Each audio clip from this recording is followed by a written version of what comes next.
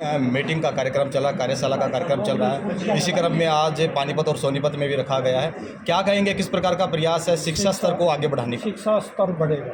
आदरणीय नायब सिंह सैनी जी के मार्गदर्शन में हम लोगों ने ये कार्यक्रम की रचना करी और उन्हीं के मार्गदर्शन में कि ताकि जो हमारे विद्यालय हैं, जिन परिवारों के अधिकतर बच्चे आ रहे हैं हमारे पास, वो सारे वो परिवार हैं जो रोज़ सुबह कुआं खोदते हैं और शाम पानी पीते हैं, डेली कमाते हैं, डेली खाने वाले लोग हैं। तो ऐसे परिवारों की जो एसएमसी बनती है हमारे स्कूलों में, उन पेरेंट्स को मैं जा कर के मिलूँ और उन्हीं से क्या बदलाव आया वो भी मैं जानने की प्रयास कर रही हूँ और क्या नए सुझाव हैं उनके, दोनों चीज़ें लेने का एक सार्थक प्रयास कर रही हूँ। और इसमें भी टीचर्स को भी बोलने के वक्त समय मिलता है, हमारे साथ पेरेंट्स जो हैं वो सीधे वार्तालाप करते हैं। और सबसे बड़ी बात यह है, जो देश का भविष्य है वो इन्हीं स्कूलों से बन कर के आगे निकलेगा। इन्हीं में कोई गांधी होगा, इन्हीं में कोई हमारे वो होंगे वल्लभ भाई पटेल निकलेंगे, इन्हीं में मैं कहती हूँ कि बाबा साहेब अम्बेडकर होंगे।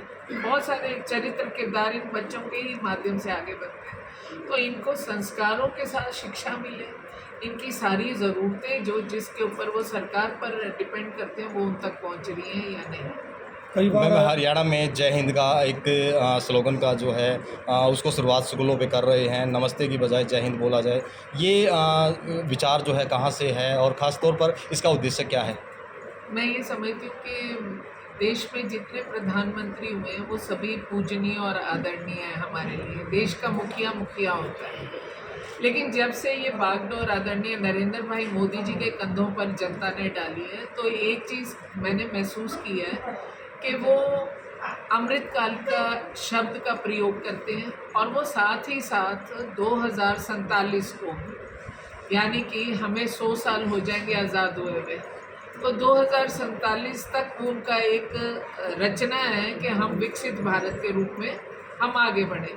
तो जब ये अमृतकाल के समय को मजबूत करने के लिए माननीय प्रधानमंत्री जी ने पिछले 10 वर्षों में कोई होली और दिवाली देश के अंदर ना मनाते हुए सरहद पर मनाई, और आज हम सब लोग बड़ा सुरक्षित बैठे हैं, तो इन जवानों की वजह से बैठे हैं। हमारे सरहद पे जो लोग हैं हम उनको सैल्यूट करते हैं, हम अपने पुलिस कर्मचारी को भी सैल्यूट करते हैं, और दोनों में ही एक चीज़ कॉमन है कि ये जब मिलते हैं तो ये जय हिंद से संबोधन देते हैं। तो इसलिए मैं ये मानती हूँ कि अमृतकाल का हमारे विद्यालयों से, शिक्षण संस्थानों से अमृत संबोधन के रूप में जय हिंद की हम शुरुआत करते हैं कि हमारे बच्चों में बचपन से ही वो जो एक राष्ट्र प्रेम हम कहते हैं वो इससे ज़रूर फलीभूत हो। पूर्व सीएम भूपेंद्र सिंह हुड्डा बोलते हैं स्कूलों में टीचरों की कमी है, क्या पूर्ण हो पाएगी? अब पहले उनके वो नकली भर्ती हुए टीचर देखूंगी कि जो उन्होंने 4 लाख नकली बच्चे दिखा करके उनके एवज में वो कौन से रिश्तेदार थे जिनको नौकरियां दी, वो कौन सी वजह है कि जो आज कोर्ट में वो पड़े हुआ है, लंबित मामला है, वो क्या कारण है कि उन 4 लाख बच्चों के वजीफे कहाँ गए, वो जो 4 लाख बच्चों की वर्दियाँ किताबें वो कहाँ गई। तो पूर्व मुख्यमंत्री जी का सुझाव सिर आंखों पर है, उनकी छोड़ी हुई सारी कमी को हम पूरा करेंगे। मैम, शिक्षा का कार्यक्रम है और यहाँ पर सोनीपत के अंदर केंद्रीय विद्यालय है जो पिछले 2 महीने से बंद है बिल्डिंग की वजह से। क्या कारण मानते हैं कि शिक्षा सेंट्रल स्कूल भी यहाँ पर डिस्ट्रिक्ट के अंदर बंद है, 2 महीने से बच्चे स्कूल नहीं जा रहे? आपके माध्यम से मैं आगे तक बात करके, और बिल्डिंग अभी दरअसल कहानी एक और भी है कि हम अपने हरियाणा में भी अभी बहुत जल्दी माननीय मुख्यमंत्री जी के हाथ से लगभग 130 स्कूलों का या तो हम बिल्डिंग समर्पित करेंगे या हम फाउंडेशन स्टोन रख के हम नई बिल्डिंग का काम शुरू करेंगे।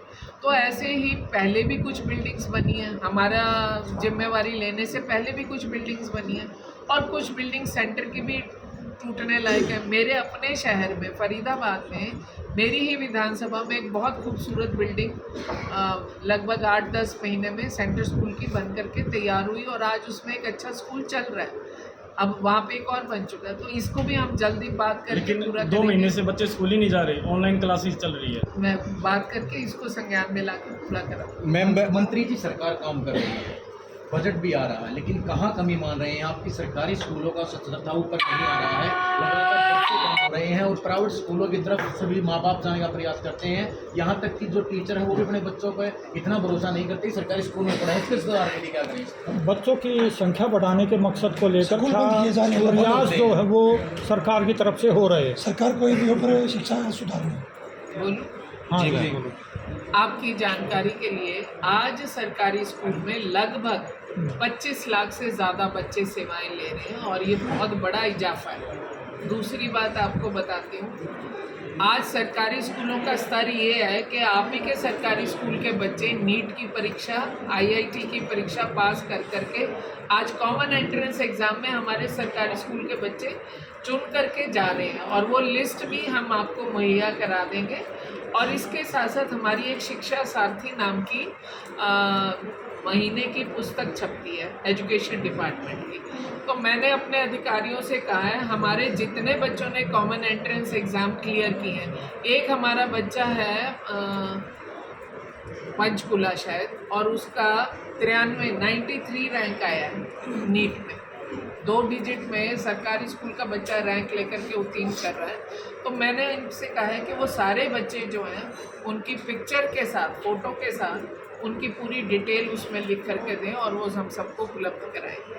मैम, पीएम श्री और मॉडल संस्कृति स्कूलों में संख्या बढ़ाने का बेहतरीन प्रयास है, संख्या भी लगातार बढ़ रही है, लर्निंग लेवल हाई हो रहा है, लेकिन कहीं ना कहीं जिस प्रकार से सीबीएसई की तरफ उन्हें कन्वर्ट किया जा रहा है, इससे ऐसा लगता है कि हरियाणा बोर्ड को कहीं ना कहीं ख़त्म करने की तैयारी है। क्या मानते हैं आप? हम हरियाणा बोर्ड को ख़त्म नहीं कर रहे हैं, लेकिन आपको एक बात बताती हूँ, सरकार वही अच्छी होती है जो समदर्शी हो और पारदर्शी हो। अगर कोई पैसे में कमज़ोर है तो क्या उसका अधिकार नहीं है वो सीबीएसई की पढ़ाई करे? हमने हरियाणा बोर्ड की शिक्षा हम दे रहे हैं, हम कोई स्कूल बंद नहीं कर रहे अपना। हाँ, ये प्रयास है हमारा कि हर विधानसभा में लगभग 3 संस्कृति मॉडल स्कूल हों। और आज संस्कृति मॉडल स्कूल से सुधार क्या आया है आपको बताती हूँ।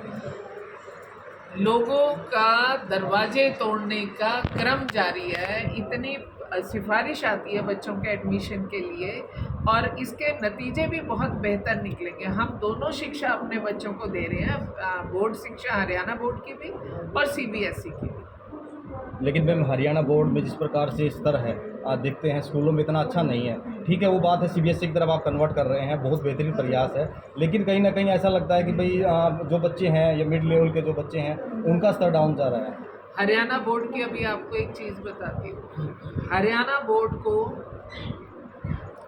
सम्मानित किया गया है। पेपर लीक होता है ना, पेपर चोरी हो जाता है। आज हरियाणा बोर्ड ने एक इतना बड़ा काम करके दिया है कि हर एक उसके ऊपर एक कोड लगा करके पेपर निकाला है और हमारे पूरे हरियाणा में 2 जगह पेपर निकला और जिस तरह से निकला, जिस बच्चे के माध्यम से निकला, जिस व्यक्ति के माध्यम से निकला, वो तुरंत हमारी गिरफ्त में आ गया। आज इस कोड लगने की वजह से हमें कहीं पर भी पुलिस की आवश्यकता नहीं है, हमें ये चेक करने की आवश्यकता नहीं है कि कहाँ से कौन ये काम कर रहा है। तो हरियाणा बोर्ड को तो सम्मानित किया गया है। मैम, डिजिटल के दौर को लगातार बढ़ावा जो है सरकार दे रही है, लेकिन सरकारी स्कूलों में हालात ये हैं कि जब से कंप्यूटर ये लैब लगाई गई है वो रनिंग में नहीं है, बंद पड़े हैं, धूल फाक रही है और कहीं ना कहीं लैबों पर ताला है। क्या आपके संज्ञान में मामला है? क्या आपने कोई ऐसी इन्वेस्टिगेशन करी है ग्राउंड पे? जिन सरपंच के माध्यम से, पार्षद के माध्यम से, विधायक के माध्यम से या पेरेंट्स के माध्यम से और हमारे टीचर्स के माध्यम से जो भी मेरे पास ऐसी सूचना आती है तो हम उस पर तुरंत संज्ञान लेते हैं और उसको हम इम्प्रूव करने का प्रयास करते हैं। मैम, नई शिक्षा नीति को लेकर किस तरह की तैयारियां हैं वो सरकार की है, वो की जा रही हैं? नई शिक्षा नीति कुछ जगह पर तो इम्प्लीमेंट हुई है और अभी पूरी तरह से नहीं हुई है, थोड़ा समय चाहिए, लेकिन हम उस ओर अग्रसर हैं। ठीक है, बढ़िया।